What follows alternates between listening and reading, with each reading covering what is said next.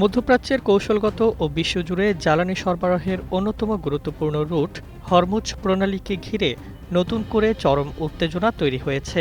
এই জলপথ দিয়ে বিশ্ববাজারের প্রায় ২০% তেল ও গ্যাস পরিবাহিত হয়। এমন স্পর্শকাতর সময়ে সেখানে টোল আরোপ এবং মার্কিন ও ইসরায়েলি জাহাজ নিষিদ্ধের সিদ্ধান্ত বৈশ্বিক রাজনীতিতে নতুন করে ঝড় তুলেছে। নগদ নিয়ে এলো হার না মানা হার অফার। সর্বনিম্ন ১০,০০০ টাকা রেমিটেন্স নগদে পাঠালে থাকছে স্বর্ণের হার জেতার সুযোগ।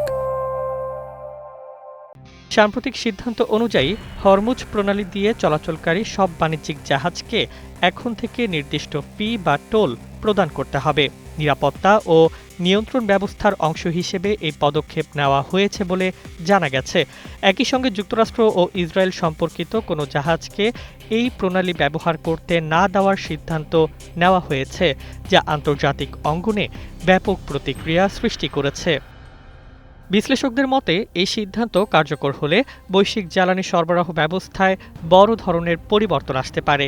ইতোমধ্যেই অনেক শিপিং কোম্পানি বিকল্প রুট ব্যবহারের কথা ভাবছে, যার ফলে পরিবহন খরচ বৃদ্ধি এবং সময় বিলম্বের আশঙ্কা দেখা দিয়েছে।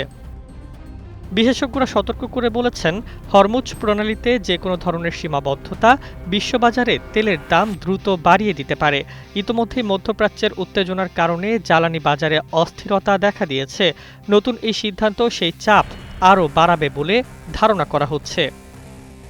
অন্যদিকে এই পদক্ষেপকে সংশ্লিষ্ট কর্তৃপক্ষ তাদের সার্বভৌম অধিকার হিসেবে দেখছে এবং প্রণালীর নিরাপত্তা নিশ্চিত করার অংশ বলেও উল্লেখ করা হচ্ছে। তবে পশ্চিমা দেশগুলো একে বৈশ্বিক বাণিজ্য ও জ্বালানি নিরাপত্তার জন্য গুরুতর হুমকি হিসেবে বিবেচনা করছে। পরিকল্পনায় টোল ব্যবস্থার পাশাপাশি আধুনিক ট্র্যাকিং ও নিয়ন্ত্রণ ব্যবস্থা চালুর কথাও বলা হয়েছে, যাতে জাহাজ চলাচল আরও নিয়ন্ত্রিত রাখা যায়। বিশ্লেষকদের মতে এটি শুধুমাত্র একটি অর্থনৈতিক সিদ্ধান্ত নয়, বরং গভীর ভূরাজনৈতিক বার্তা বহন করছে। যুক্তরাষ্ট্র ও তার মিত্রদের সঙ্গে সম্পর্ক আরও উত্তপ্ত হওয়ার আশঙ্কাও তৈরি হয়েছে। সব মিলিয়ে হরমুজ প্রণালীর এই সিদ্ধান্ত এখন বিশ্ব রাজনীতি, অর্থনীতি এবং জ্বালানি নিরাপত্তার কেন্দ্রবিন্দুতে পরিণত হয়েছে, যা আগামী দিনে আরও বড় কূটনৈতিক ও অর্থনৈতিক প্রভাব ফেলতে পারে।